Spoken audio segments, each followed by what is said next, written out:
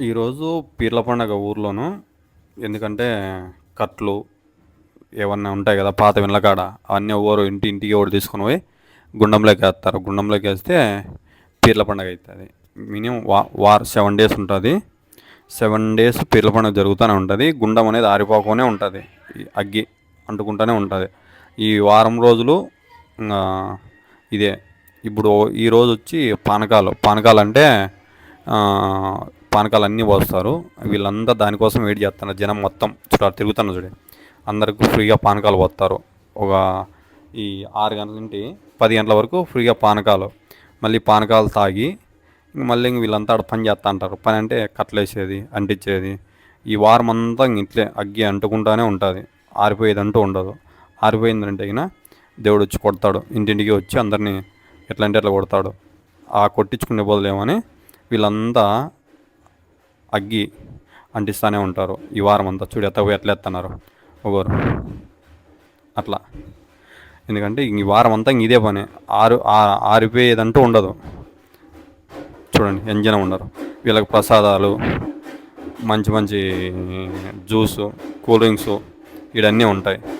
కొంచెం ఇతను ఇన్ఛార్జిగా ఉంటాడు ఇక్కడ ఈ గుండానికంతా, ఈ మామ. ఇంకా చక్కెరి చదివించే వాళ్ళు డూమ్ డామ్గా ఉంటుంది. ఇంకా లాస్ట్ రోజు అయితే ఇక ఫుల్ ఫైరింగ్ ఉంటుంది. ఒకరు 90 వేయడం జగ్గినక అంటారు ప్రతి ఒక్కరు. ఎందుకంటే గుండంకాడ ఇంకా బీభత్సంగా ఉంటుంది. ఒకరు స్టైల్లో వస్తూ ఉంటారు. ఈ వారం అంతా ఇంకా పీర్ల పండగ అంటే ఇంకా డూమ్ డామ్గా ఉంటుంది. చూడండి ఎంత జనం ఉన్నారు. ఈ పిల్లలంతా ఇంకా సేవకులు. ఎందుకంటే పండగ కదా, పండగకు కొంచెం హెల్పింగ్ నేసిన వీళ్ళంతా.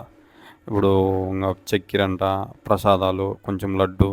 లాస్ట్ రోజు భోజనాలు కూడా ఉంటాయి అందరికీ. బిర్యానీనే అందరికీ ఊర్లో బిర్యానీ పెట్టిస్తారు. ఇక్కడ చికెన్ కావడితే చికెను, మటన్ కావడితే మటను, చేపలు కావడితే చేపలు. ఇంకా ఆలు అన్ని వెరైటీగా ఉంటుంది. చూడండి ఎత్తుకోవడం, గుండంలోకి వేయడం. ఎందుకంటే అంటిల్ల కదా, ఈ వారం అంతా ఆరిపోకూడదు. ఆరిపోయిందంటే ఇక చెప్పే కదా ఇంతకుముందు, దేవుడు ఇంటికి వచ్చి ఒకరిని చిత్తకొట్టుడు కొడతాడు. చూడండి ఎత్తకపోయి వేస్తున్నారు. ఎప్పుడే కానీ మనం దేవునికి సేవ చేస్తే మనకు పుణ్యం ఎక్కువ వస్తుంది, పాపాలు రావు. అంతా పుణ్యమే వస్తుంది మనకు. చూడండి అగ్గి ఈ వారం అంతా ఇట్లే ఫైర్ అవుతూనే ఉంటుంది. ఎవరన్నా వచ్చి దేవుణ్ణి ముక్కోండి. ఎవరన్నా చక్కెర, బెల్లం, అటుకులు, పప్పులు ఎవరన్నా చదివించే వాళ్ళు ఉంటే చదివిండి. బియ్యం ఎవరైనా ఇచ్చేవాళ్ళు ఉంటే